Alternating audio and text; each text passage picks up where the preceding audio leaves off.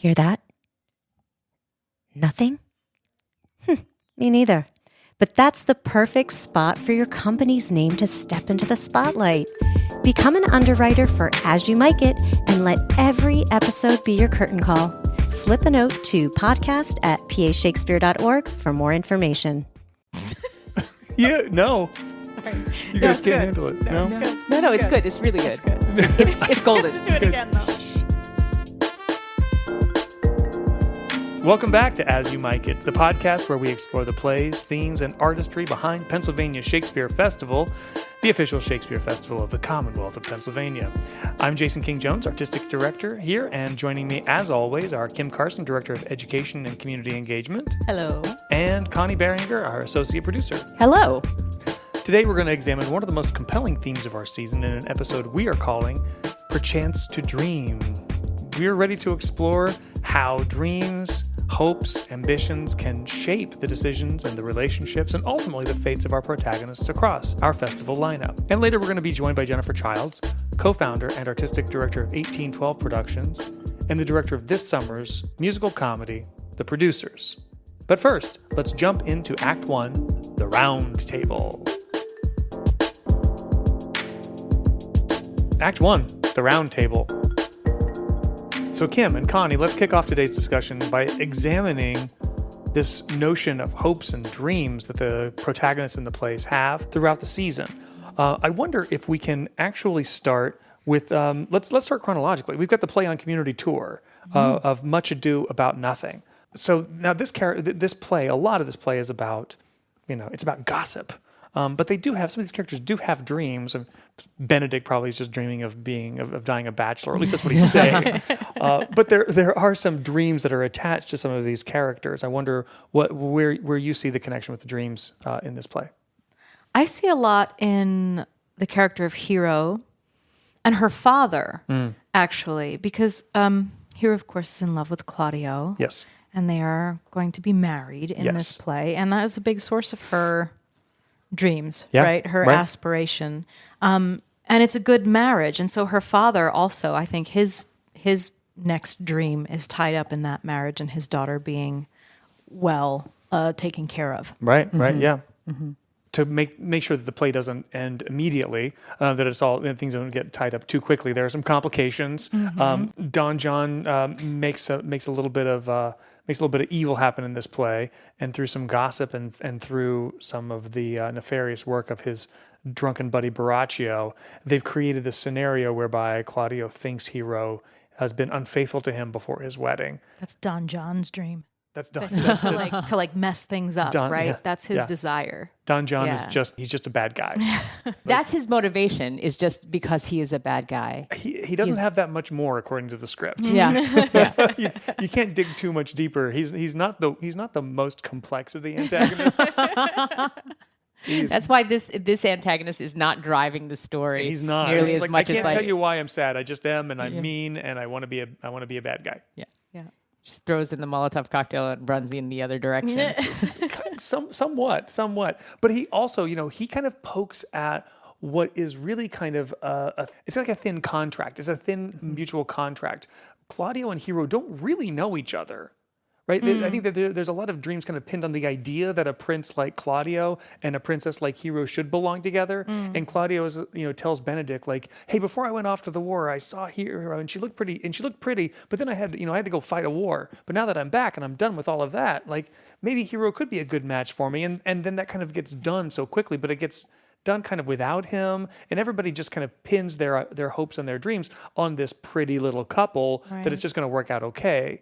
Right. Don John, without a heck of a lot of work, and with Baraccio, they plant that seed of doubt in there, and from that seed of doubt, immediately it's like, oh well, if she's not faithful to me, then I'm going to shame her at the altar. I'm like, where do we get that idea? Like that their love hasn't necessarily even been earned. It's a bit superficial, and it's kind of that idea that sometimes when we attach a dream to something, whether it's our children's future or to an idea of a thing, maybe a new hobby that we're gonna do that's gonna make our lives so much better. There isn't the deep thinking or even the deep work involved in that relationship actually getting formed or that notion really being thought out, because the dream is actually prettier than the work that would actually take to actually, make that dream a reality in a deep and meaningful way.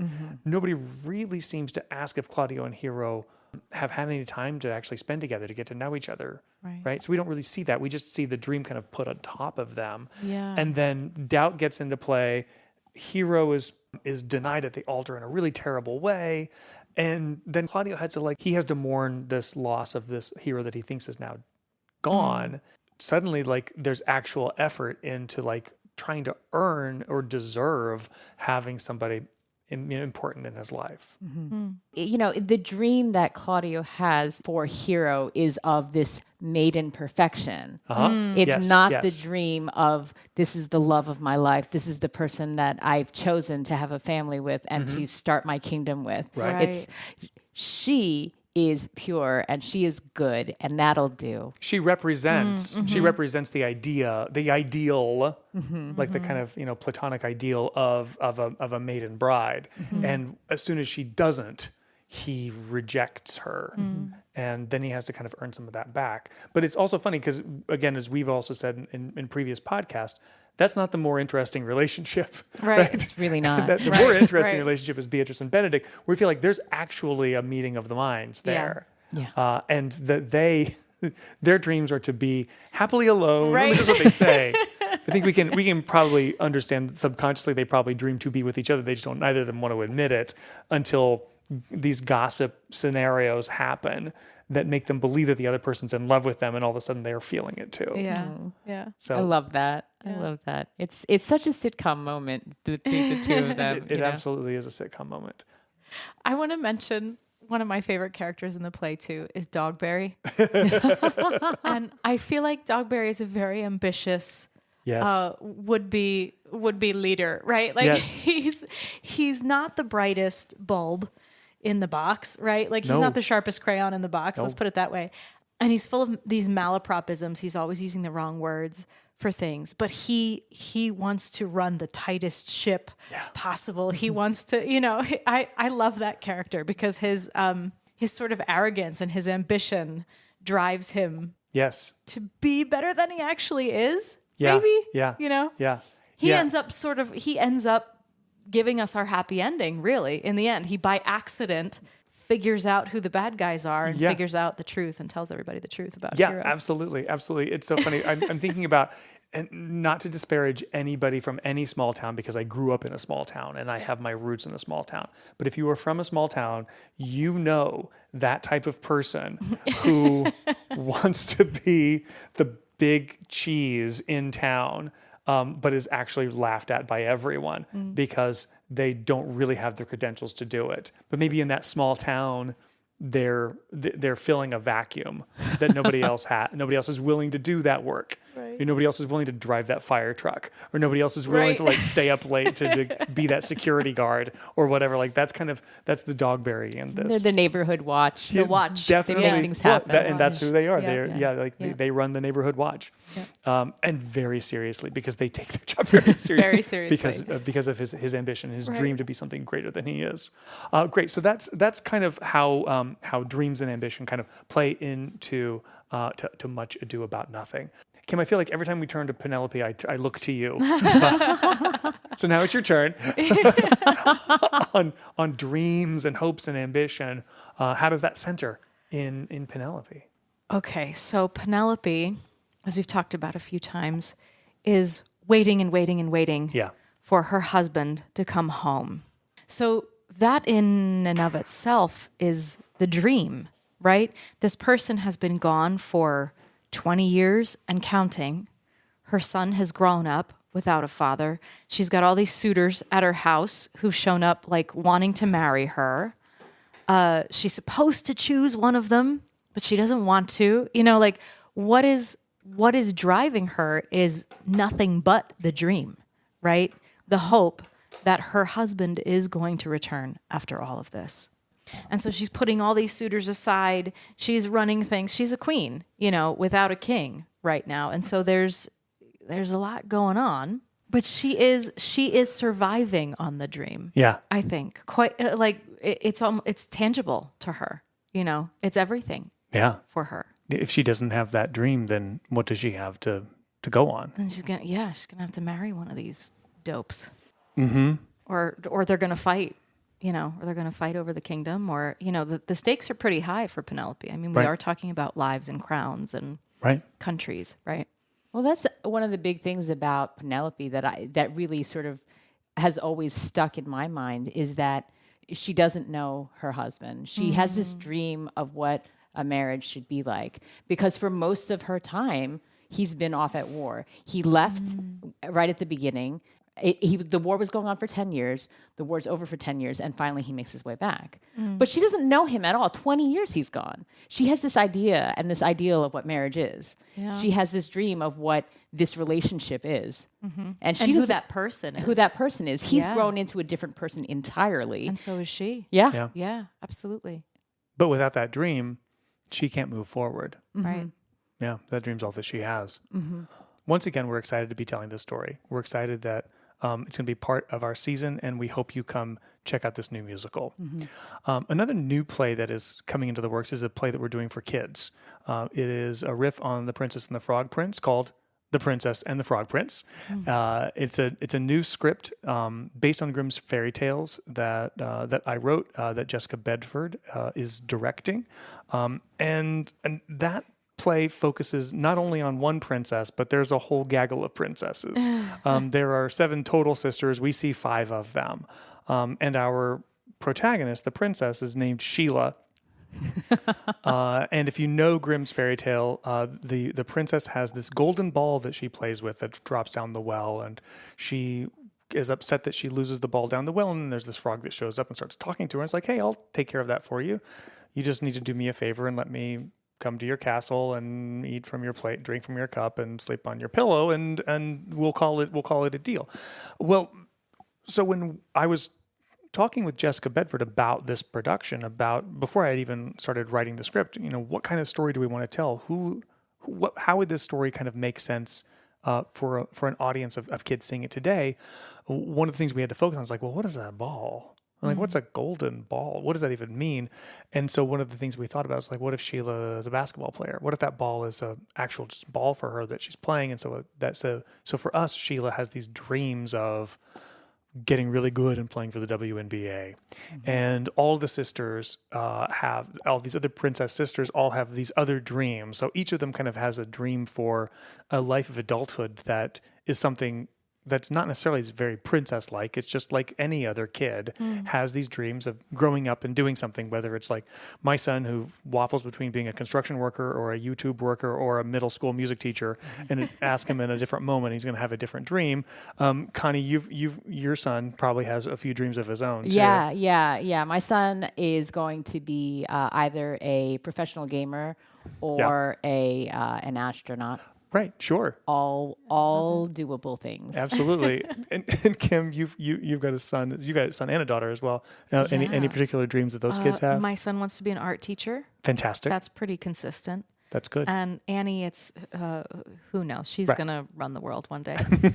She's gonna take it over. Well, this is it. And kids, and this is part of this story as well. That kids have. Sometimes they're very concrete dreams, and they're big too. I mean, I remember dreaming of being a lawyer or being president of the United States, and it motivated so many of the things that I did that have nothing to do with me being president of the United States, but it did, it influenced my childhood. And in this story, I think Sheila wanting to like drill while one of her bigger sisters is off getting married, she just wants to get away and just wants to focus on playing basketball and getting better at it. Coincidentally, ball goes down the well, meets a frog, all the dreams kind of change. You know what, Jason?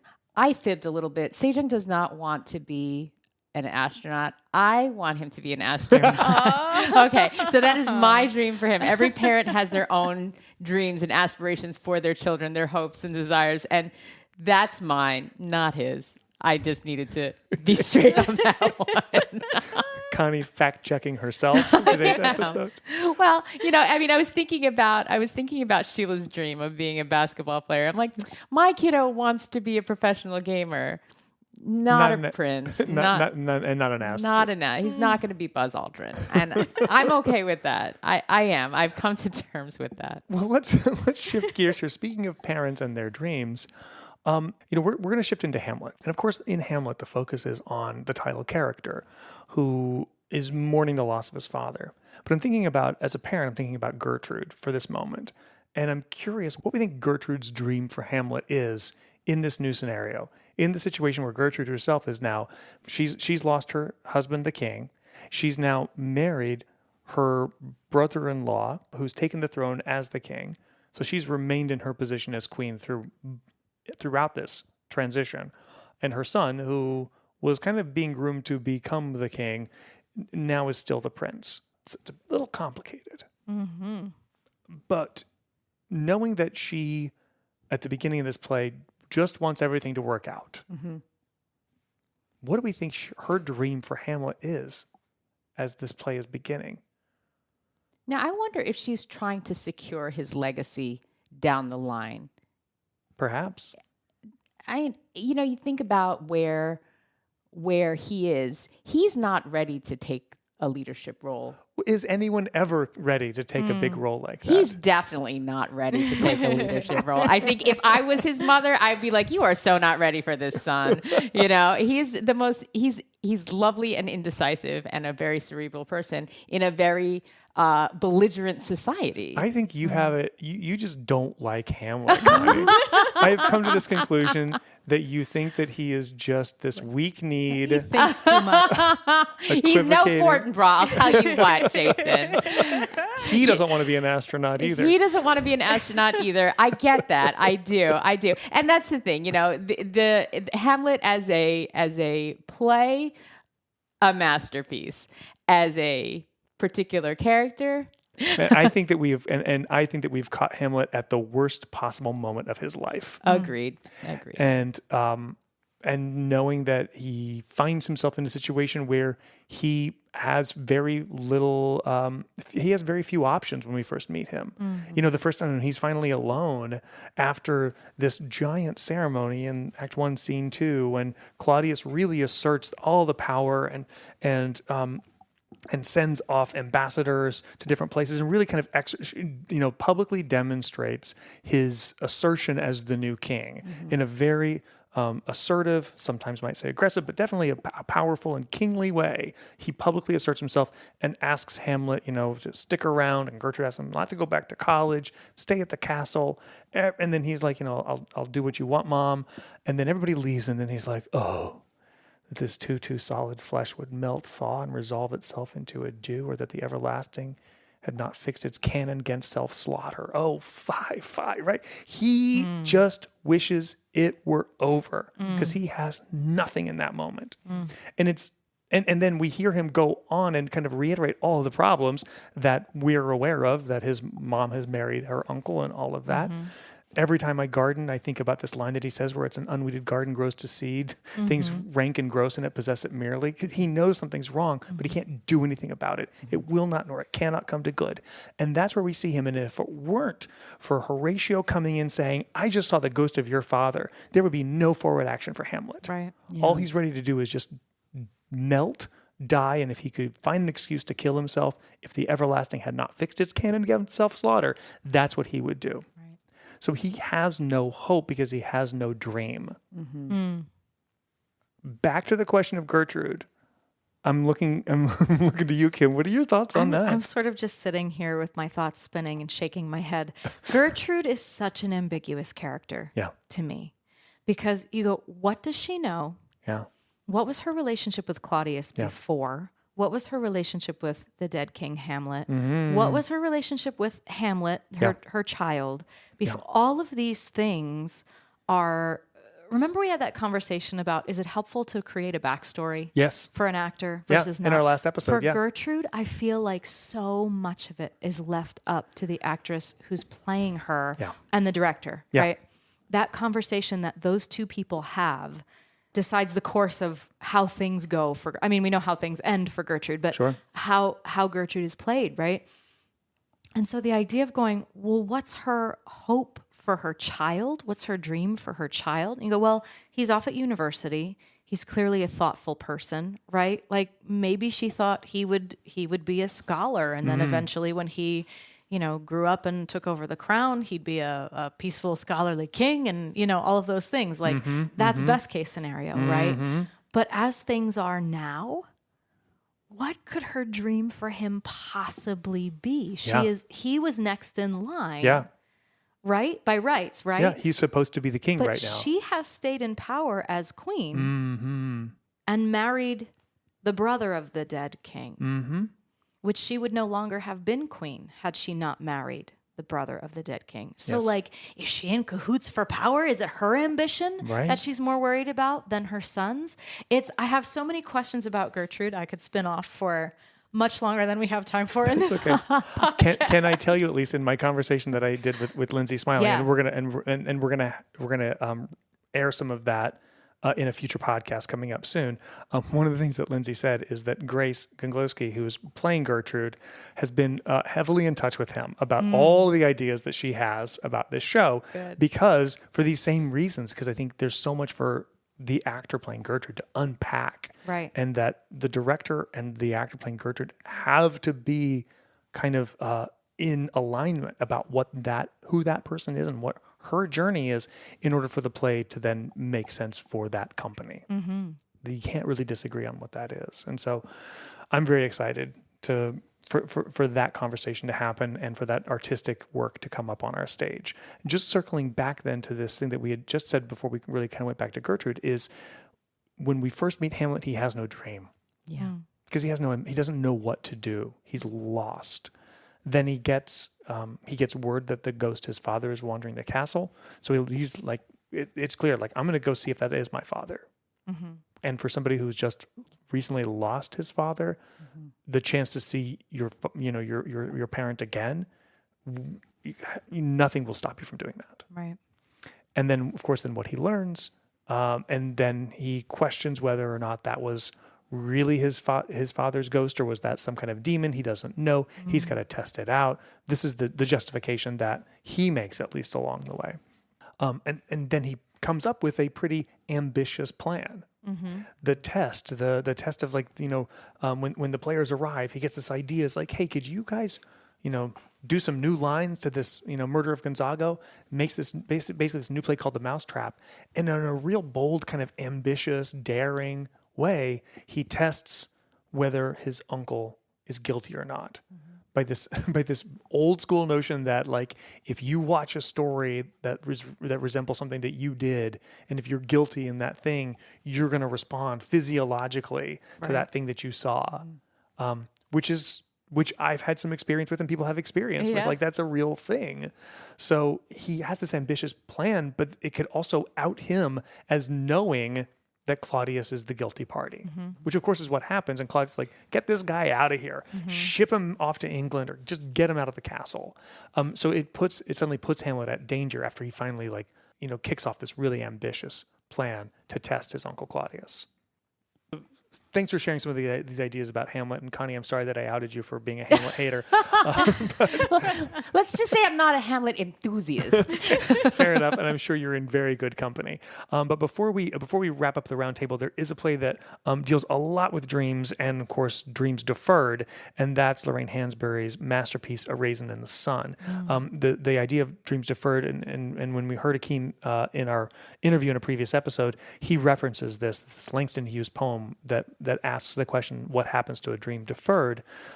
Here we have the younger family, and these generations, and every single one of them, from Mama to Walter to Beneatha, all the way down to Travis, all of them have these dreams. Ruth, they have dreams about what can happen, how they can step out of their current circumstances. They can't agree on what to do with the $10,000 that has come because of Walter Sr.'s demise, but they all have dreams. So can we talk a little bit about that? Do you want to unpack that a little bit, Kim? Yeah, sure. So unexpectedly, this family have this bit of money here, and in front of them, and that's sort of the inciting incident to them revealing all of their own ideas of what they would like to do with their lives. Yeah. Right? And how it affects the family, but mostly in how it affects them, their own ambitions. One wants to be a doctor. One wants to be a business person, open a liquor store. Yeah. Everybody has these different ideas. And I think it's such a wonderful way to think about individuals inside of a family. Absolutely. Everybody having their own aspirations. And here's this money with which that they could come by those aspirations. Yeah. But each one kind of leaves the others out, Uh-huh. right? Yeah. And then the ultimate decision of, are they going to be moving to this new place? Is that what is going to come of this money, this down payment on this new house, and perhaps set them all in a new direction with their dreams? Absolutely. Right? There's this fantastic scene that when Walter feels like he is gonna achieve his dream, and he sits down with Travis and starts to kind of paint the picture of what the world's going to be like when Walter's a successful businessman. And he asks Travis what he wants to be, and Travis is like, I don't know, like a bus driver. It's like, no. It's funny, we talk about our kids and their dreams, right? Like, I want to be a YouTuber. I want to be a video gamer. Like, what do you want to be? A bus driver. And Walter's like, that's not big enough. No, be an astronaut. No, that's not a big enough dream. Like, dream bigger. But I think that's interesting and something for us to think about. And I don't have the answer to this, but do all kids have the same kind of ambitious dreams, or do their dreams sometimes match the circumstances that they're in? Are they able to dream to the size of the world that they see themselves in? And does Travis not see himself in a world that's going to stretch beyond the neighborhood where he lives in? So maybe the best dream that he could have is to be a bus driver. And Right. Walter's like, no, you have to dream bigger. That's because you're the future, and you need to dream bigger, and so do. And I'm dreaming bigger, and I want you to dream bigger as well. And so we can imagine this better world for us, where you can aspire to something that is so much bigger than a bus driver. One of the things when I became a new parent was this idea: is at 18 months, your kid needs to know 50 words, and if they can do that by the time they're 18 months, then they're set for having a huge vocabulary. And this is what the pediatrician told me. Sure. And so it's this idea where the kids will have these aspirations based on the vocabulary that they know. Yeah. Travis sees a bus driver as someone who can explore the world and expand beyond their neighborhood and just go to different spaces. Yeah. That's his vocabulary. Right. And that's how he comes up with this. Yeah. Yeah. So in A Raising the Sun, we see a family all dealing with this moment of a dream. We see Walter Lee, we see Benitha, we see Ruth, we see Lena. All of them start to wrestle with what is the dream that they can achieve now that they couldn't achieve before. Walter Sr.'s passed away, left them this $10,000 life insurance check, and that can change their lives. But it can only change their lives in a little step. It can't do everything, and they have to budget what those dreams are. And so we see this family all kind of negotiate and debate and fight as in the ways that family do to try to figure out how to parse out those dollars so that they can, each of them kind of have the dream. And one of those dreams is about moving out of this apartment. Every one of these dreams has a wall that they're going to run into. Like that these dreams aren't going to be manifest immediately, whether it's Walter Lee wanting to open a liquor store, which Mama is dead set against because that's all sinful. Whether it's Benitha wanting to be a doctor, which would take all of the money and not leave any for anybody else. And also, like, is that the position that a black woman in 1955 should have? Is that the kind of job that she should have? And then of course, then Mama dreaming to kind of like get them out of this and into a home, and that home happens to be a home that they can afford the down payment on, that's in a white neighborhood, and that is in and of itself. Moving into a white neighborhood is not necessarily going to be the easiest thing for this family, to put it lightly. Right. So we see all of them kind of like all their desires for a dream, all kind of in conflict. And that's one of the brilliant things about this play is watching them all kind of navigate their conflicting dreams and desires and how they still stay together as a family while they're pursuing that. So speaking of ambition and big dreams, we're starting our main stage with a pretty exciting musical that's all about real big dreams. Mel Brooks, The Producers. Absolutely, absolutely. We are going to be speaking with Jennifer Childs in just a little bit. Yeah. But I do want to tease, is this musical Max's big dreams or Leo's big dreams? Yes. And that's sort of the big question of how they're going to play this out. I think that's fantastic. And I think with that, this summer season brings us a lot of opportunities to examine the themes of dreams and aspirations and ambitions. And so as we've been able to have this roundtable to kind of unpack that, it's been really exciting to kind of hear from my colleagues here how these plays can kind of all talk to each other in that way. And that concludes today's roundtable. Ambition and its profound and occasionally comic consequences are central to the producers, and who better to discuss that than our show's director, Jennifer Childs. In today's Act 2, associate producer Connie Behringer is going to have a conversation with Jennifer. She is the recipient of 3 Barrymore Awards, including the 1999 F. Otto Haas Award for an Emerging Theater Artist. She is also the recipient of 2 Independence Foundation Fellowships in the Arts and the 2003 University of the Arts Silver Star Outstanding Alumni Award. She is the co-founder and artistic director of 1812 Productions, now celebrating its 28th season. She is the creative genius behind over 25 original works of theater, including the annual political humor show, This Is the Week That Is. She is also the director of the 2025 PSF production of The Producers. We're thrilled to welcome Jennifer Childs. Thank you, Connie. Thank you so much. Jen, we're so happy you could join us here today. You know, we've been taking this time to examine our season's theme, and we're really excited to hear how The Producers fits under the arc of Undiscovered Countries. First of all, I have to say one of the things that hit me, and this doesn't have anything to do with Undiscovered Countries, and I don't know if Jason planned this or not, but I was like, what is the relationship between the producers and Hamlet and Rosencrantz and Guildenstern? And then I remembered, the very first play that Max is producing is Funny Boy, a musical adaptation of Hamlet. And I thought, genius.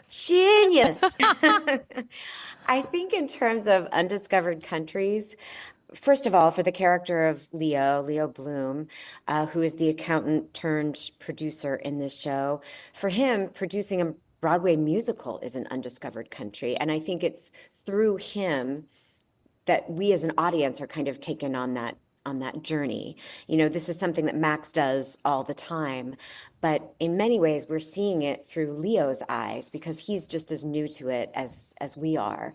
And it allows the whole process of what it means to produce a flop to unfold in front of our eyes and have our own questions answered along the way as we go on the journey with him. Absolutely. You know, during our roundtable discussion, we were talking about where dreams and aspirations fit into our overall season lineup. We can look at ambition as a growing point and as a sticking point in our main characters. What I find so great about The Producers is that we can explore something as hubristic as ambition through a lens of comedy. What I think is funny is that Max Bialystock, who's the main character in The Producer, one of the 2 main characters in The Producers, is incredibly ambitious. You know, his laundry list of plays that he has produced, and he doesn't start out wanting to be a bad producer. You know, he wants to be a good producer. He wants to produce something that is great and that the critics love. So the irony that when his ambition switches from, I guess his ambition is always to make money. Although, as a friend of mine says, you know, investing in a Broadway show, it's still a lottery ticket. It's just a 1 in 200,000 as opposed to 1 in 500,000. When his ambition switches from wanting to be this great producer to really just wanting to make money, it's ironic that it is there that he gets all of the things that he's wanted all along. You know, he's glowing reviews and a show that could run for ages if he wanted it to. One of the things that I find interesting, and I think it's especially true with comedy and especially true with Mel Brooks, is that there's a version of this story that is a tragedy. There's a version of this story, but it is through Mel Brooks' particular genius that that ambition gets pushed to the extreme. And, Mel Brooks famously says, the difference between comedy and tragedy is this. Tragedy is when I get a hangnail. Comedy is when you fall down an open sewer and die. Like, if it's happening to me, then it's a tragedy. But if it's happening to someone else, it can be a comedy. And, I was writing this in my director's notes. It's stunning to think about the fact that when this show was written, it was less than 25 years since the end of World War II, when the original movie script was written. That's right. So Time for Hitler was not just edgy, but was like so fresh. So when we talk about pushing that ambition to when we talk about pushing to extremes, that's the kind of thing that I think about with this, is that it's like that two Jewish producers would embrace not only doing something called Springtime for Hitler, but getting in bed with, this crazy German, wearing Nazi armbands, all of this, which even now is a little bit stunning. But to go back and go, oh, and that was less than 25 years after the end of World War II. It makes it even more extreme. So I had read this great story about when Mel Brooks brought the producers to Germany. They have rightfully these very strict rules against public displays of Nazi iconography, which is absolutely littered throughout this musical. Yeah. So they created certain variations in the marketing, like instead of the swastika, they used the Bavarian pretzel. And so they had these big red buntings draped on the Admiral Palace. This is the theater where Hitler built this immense box so that he could watch, operettas. So there are these giant red banners with this terrifying pretzel, and everybody got the idea. But at the same time, Mel Brooks is, bringing this musical to Berlin. It's 2009, and they're separated from World War II by 64, 65 years. And as you say, it's still fresh. So nobody's sure how this is going to land. As it turns out, Mel Brooks takes this imagery to such absurd levels that it almost gave people the permission that they needed to have that laugh. I've never directed the producers before, so I've never come face to face with this particular kind of provocative material. But as you mentioned in the lead up, I do a lot of political humor, and after 20 years of kind of looking at the headlines and going, how do we sort of make fun of this moment? There's a saying in political humor that you can make fun of the smoke, but you can't make fun of the fire. It is not funny. A lot of the things that happen in, wars are not funny. But perhaps the media circus around an event can be funny. Or, what is the smoke in that instance and not the fire? It's never funny that people die. Yeah. It's never funny. It's never funny that tragedies occur. And I think in the case of the producers, Hitler is not a comic character, but the fact that he is being made a buffoon. Mm-hmm. David Gordon, who is our set designer, we made a very explicit decision to, even if we do use some Nazi iconography, that it is not the color palette that we are used to. Right now, also in the world, it just feels a little bit too present. So that in Springtime for Hitler, everything is in the world, in the color palette of Roger Debris, which means that it's pink and it's sequined and glittery and sparkly. So in some ways, it takes some of the sting out of it. And so in that way, it's kind of walking that tightrope. And, the other thing that Mel Brooks said about it is he said, look, nothing in the 20th century was as bad as World War II. Like, what Hitler did was the worst. He said, so what can I do about it? He's like, I can stand on a soapbox and I can preach about it, and that's going to go away in the wind. Or I can write something like Springtime for Hitler and nobody will ever forget it. He said, and it's my own approach to comedy as well. He's like, I think you can take down dictators and totalitarian governments more with humor than you can with force. For me, finding the funny has always been a way of taking some of the power away from things that scare me. That definitely answers that idea where we can transform those morally and ethically questionable choices and create comedic brilliance. Yeah. I love that. Well, I wonder about that too. I was thinking about this. I was like, if Max and Leo had chosen a different subject, would we root for them as much?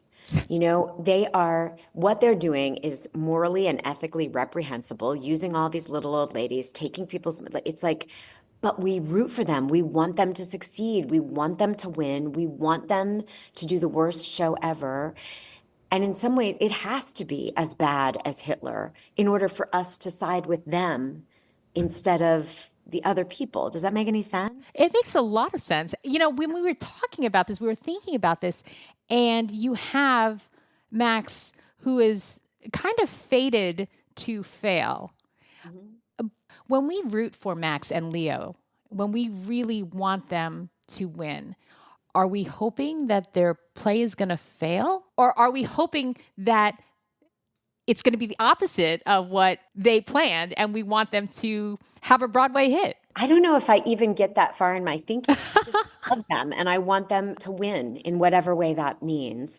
And I guess if I'm honest with myself, I want Springtime for Hitler to be a failure. I want it to be a big flop so that they can, in some ways, you talk about, because it's getting some of their own back, by holding the Fuhrer up to such ridicule, they're winning and they get a little bit of the power back, Yeah, the fact that it's looked on as such a great satire is, I don't know, it's a bummer.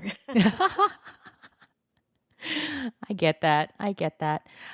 So let's talk a little bit about the relationships between Max and Leo. One of the things that I love about the relationship between Max and Leo, first of all, it's an unusual musical in that the book scenes are really long, and the book scenes are mostly just the two of them. And they're so funny. They're so good. They just really play into Mel Brooks's, the relationship that he created and wrote about in that 1967 film. And what's interesting to me about their relationship is how much a product of the 60s it is, mm-hmm. which also ties to ambition. I'm getting there, I promise. Max's rhythms and cadences and his kind of comic sensibility and his sensibility about the world is very much tied to like old school Catskills, Borscht Belt kind of humor. It's like this bum. It's always with like a pinch on the cheek of va va va voom. If you got it, flaunt it.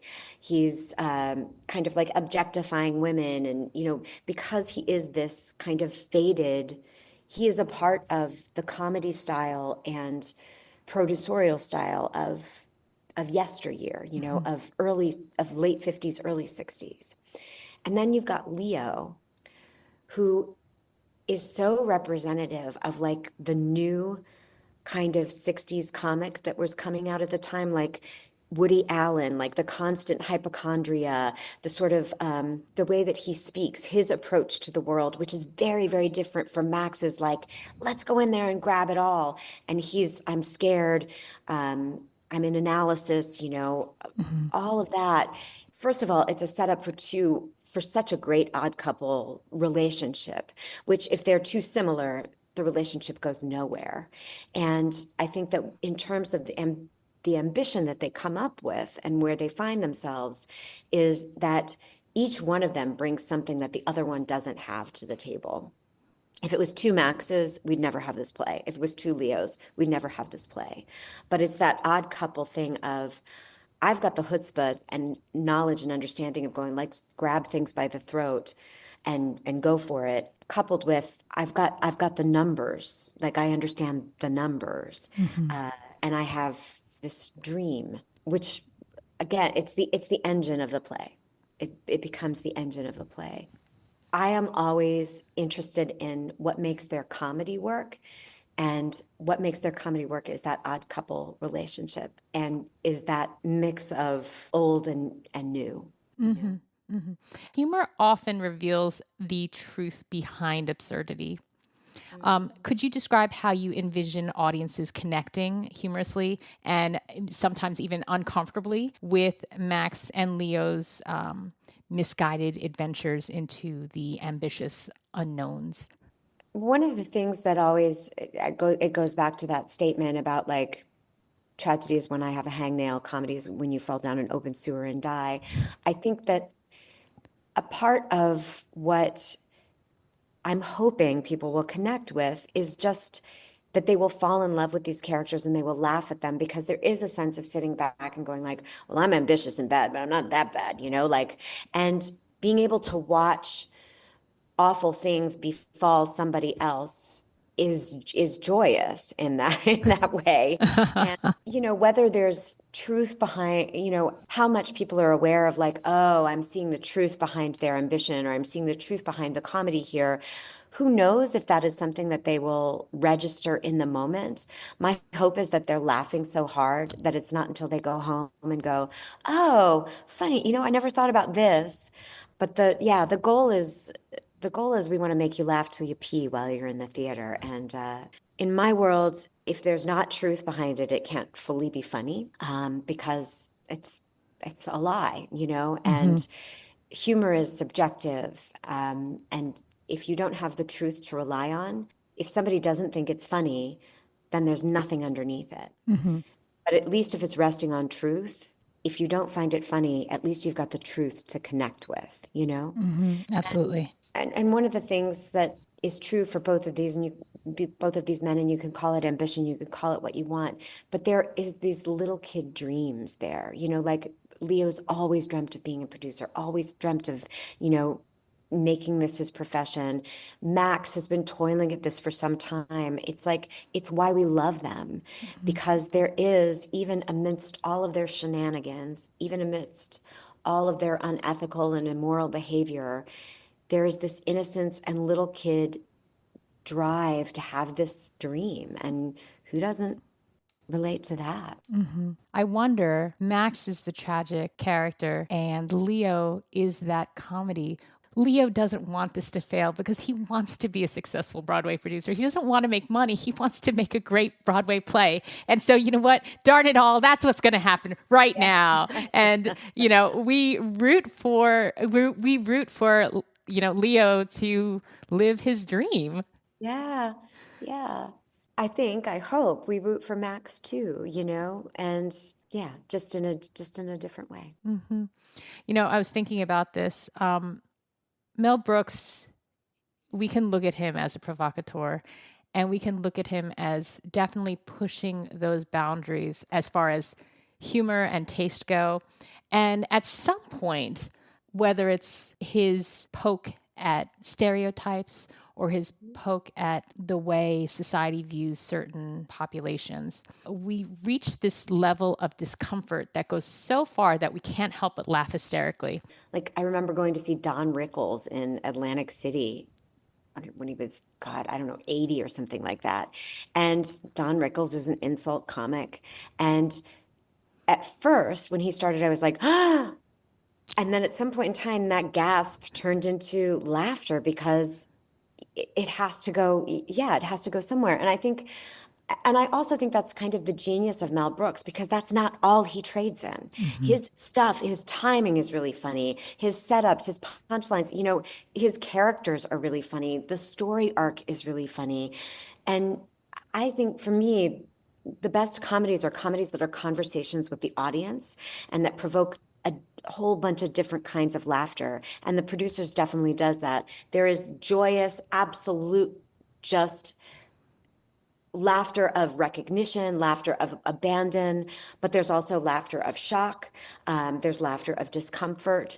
There's groaner jokes, there's all of it is, we are in conversation with each other. We up on stage are in conversation with you, the audience, through the mechanism of comedy.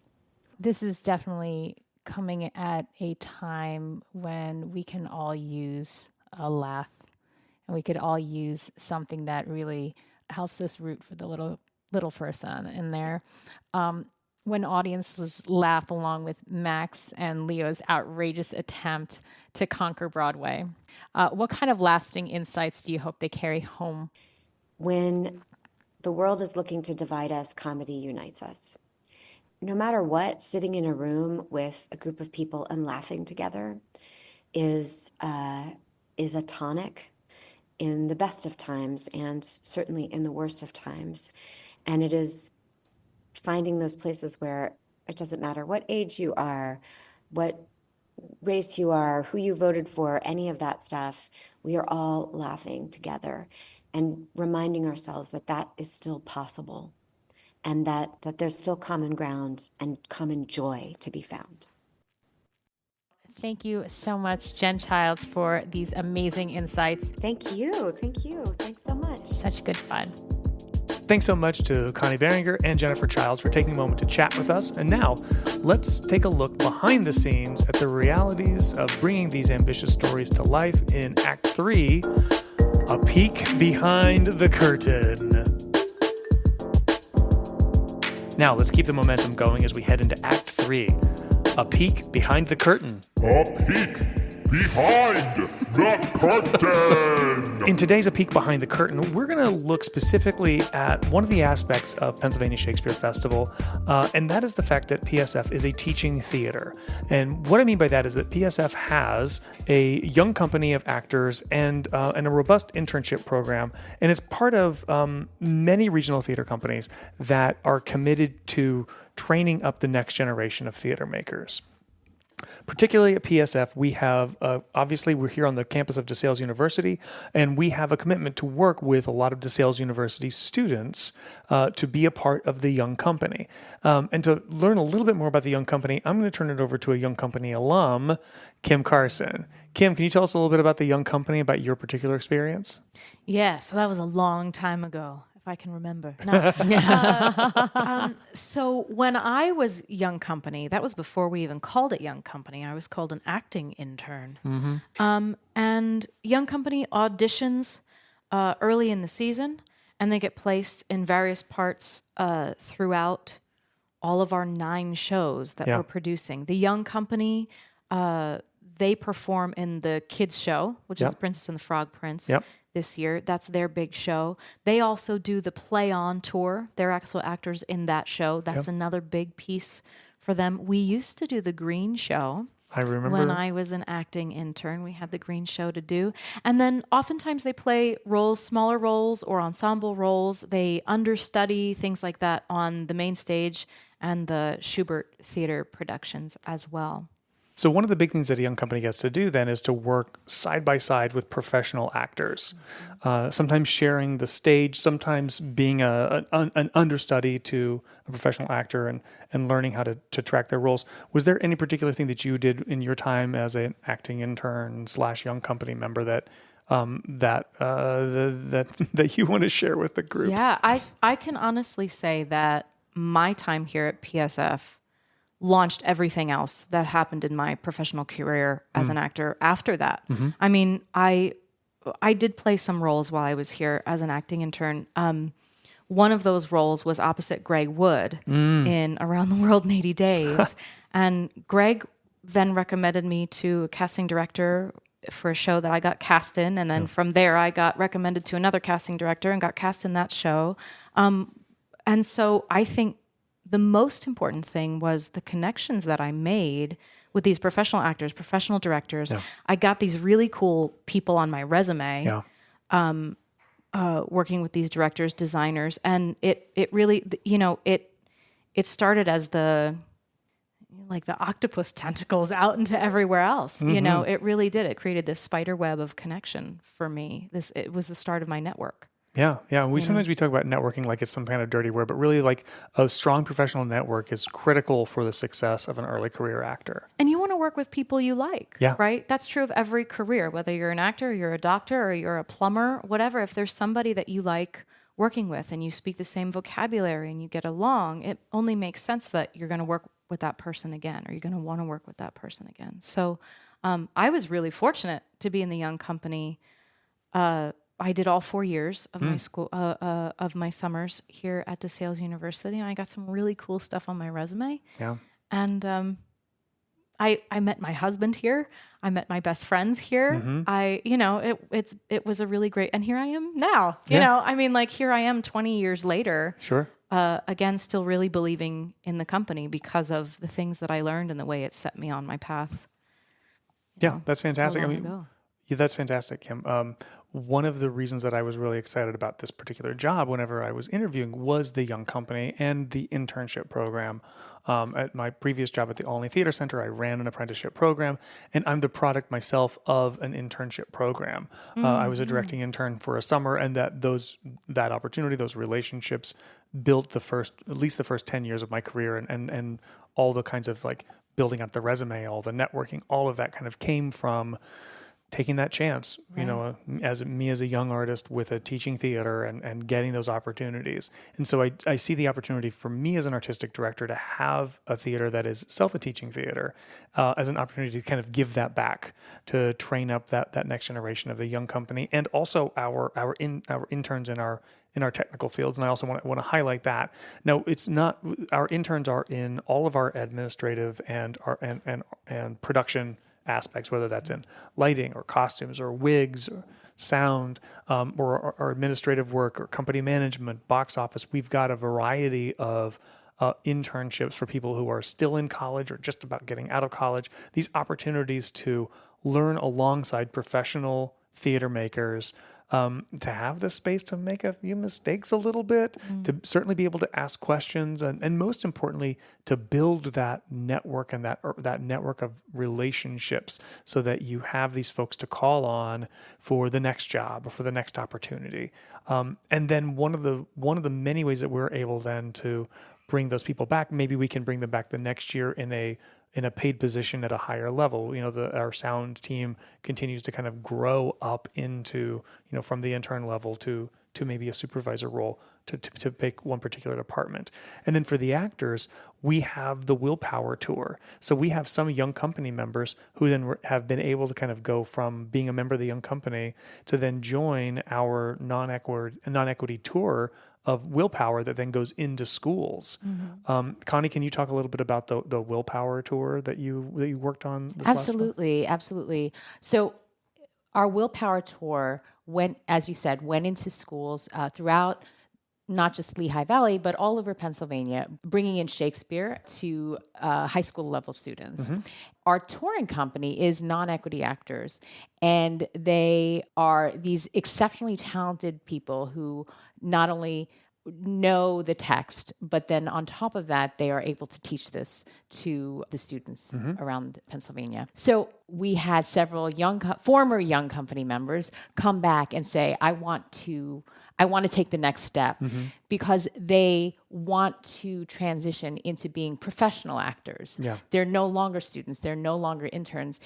But at the same time, we can still encourage their growth there and say, look, you have to start signing your documentation on time. You can't do this in a different place.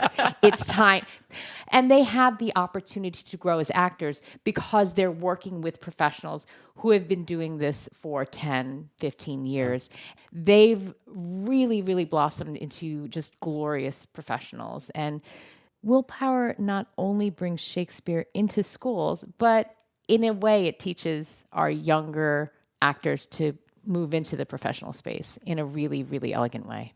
Yeah, absolutely. It's all of that kind of being a part of a teaching theater. Things tend to come full circle, and in future episodes, we'll tease up a little bit more information about some other kinds of training circles that PSF is going to be providing, so that we can continue to provide great educational opportunities, not just for the students who are currently going to DeSales University, but for other people who are interested in learning more and getting deeper into some training, the work that PSF can provide. And that is a peek behind the curtain. A peek behind the curtain. Right. Anybody else in the office is like, what are Everybody they else doing in there? They'll never understand. Well, folks, I'm sorry to say that we have reached the end of this leg of our journey into undiscovered countries. A huge thank you to Jennifer Childs and to Chuck Gloman and Jarret Brown and the entire TV and film department of DeSales University, and to all of you for listening. We'd love to hear from you, whether you have a question, have an idea for a show, or just want to send us some glowing positive feedback. You can reach out to us at podcast@pashakespeare.org. And soon we're going to be asking you to submit for an Ask Me Anything episode. So if you want to ask us any questions, just put AMA in the subject line, and we'll see if we can answer those questions in a future episode. To see all of our productions this summer, get your tickets at pashakespeare.org or call our box office at 610-282-WILL. That's 610-282-9455. Until next time, for Kim and Connie, I'm Jason King Jones, reminding you that dreams are just the beginning of an unexpected journey. Thanks for listening, and we'll see you at Labuda. Thank you for listening to As You Like It, a Pennsylvania Shakespeare Festival presentation recorded on the beautiful campus of DeSales University. Our music is by Cedric Lamar, with hosts Jason King Jones, Kim Carson, and Connie Behringer. For more information on our summer theater series, giving opportunities, tickets, and more, visit pashakespeare.org. Be sure to like, subscribe, and we'll see you at Labuda.